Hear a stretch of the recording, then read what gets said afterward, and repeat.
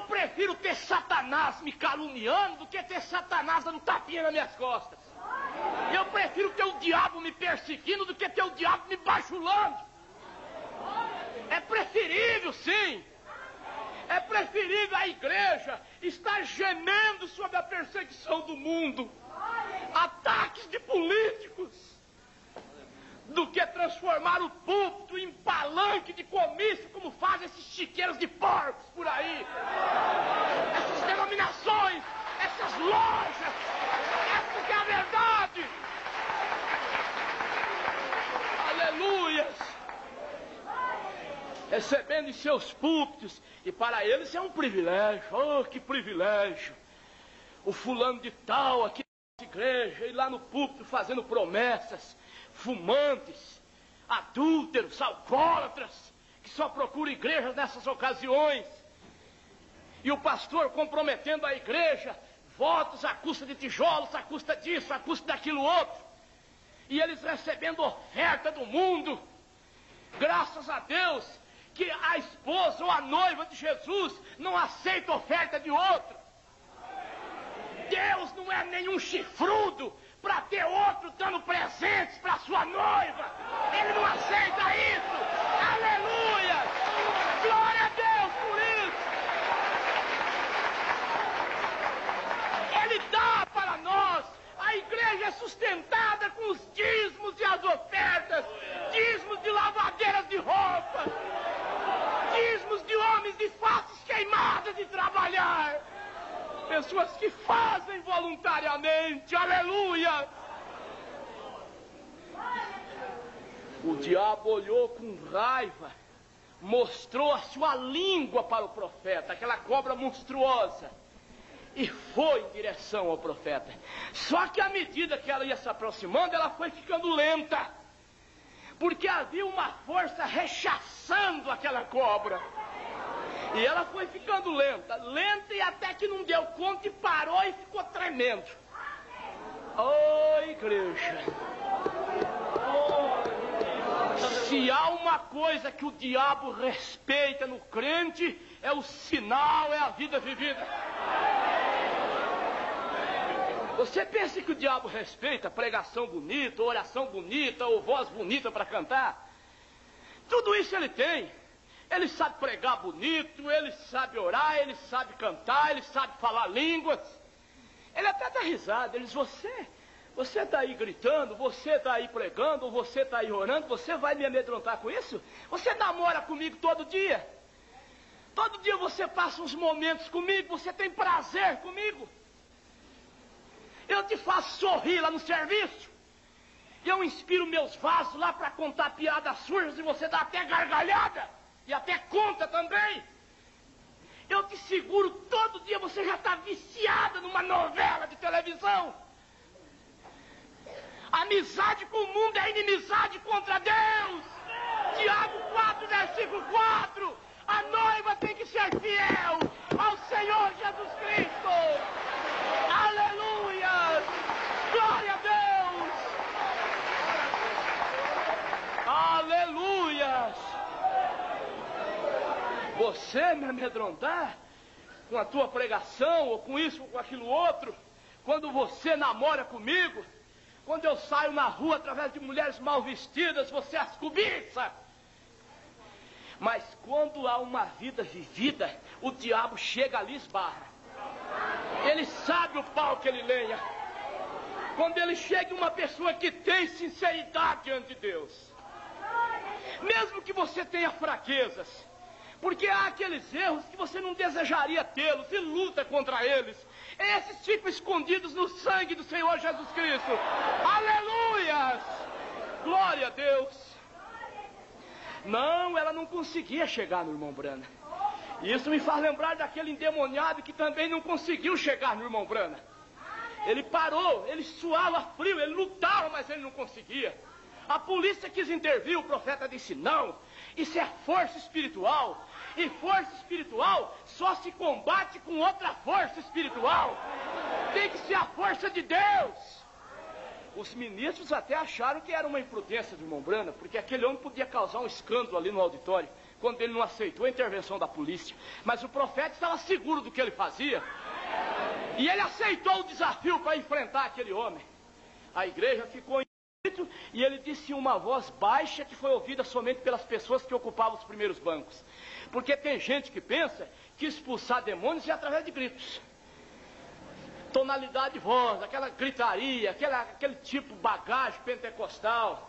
E pôr Bíblia na cabeça de endemoniado. Isso aí não expulsa. Demônio anda com Bíblia debaixo do braço. O diabo não tem medo da Bíblia, da letra, do papel. Gritaria, isso daí não expulsa demônio. E sim é a autoridade, é a unção do Espírito. Você pode falar em voz baixa, o diabo sai. Aleluias! Às vezes até no silêncio você consegue isso. Em oração lá no teu quarto. Glória a Deus, aleluias. Apesar de que expulsar demônio, na concepção dos pentecostais, é só aquele tipo de demônio que convulsiona, né? Que grita, que cai, que derruba banco. Esses exorcistas por aí, que em reunião que pessoas não caem, eles não ficam satisfeitos. E usam até de meios psicológicos para fazer isso. São artistas de púlpito.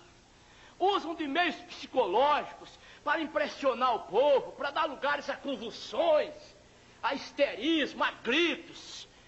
E ficam ali dizendo que o diabo chegou e está mais para aquele lado, agora chegou mais do outro lado, está vestido de lampião, e vai descrevendo e vai dando arrepio nas pessoas, e de repente aquele grito histérico, principalmente nas mulheres que são emocionalmente mais fracas. Ali eles fazem aquele espetáculo diante do povo, põe a mão na cabeça, a pessoa quieta, pronto, expulsou o demônio. Tem tantos demônios acomodados. Demônio não vem somente através de convulsões. Existem demônios acomodados. E que, no entanto, a mensagem de Deus os expulsa. Essa é uma das maneiras.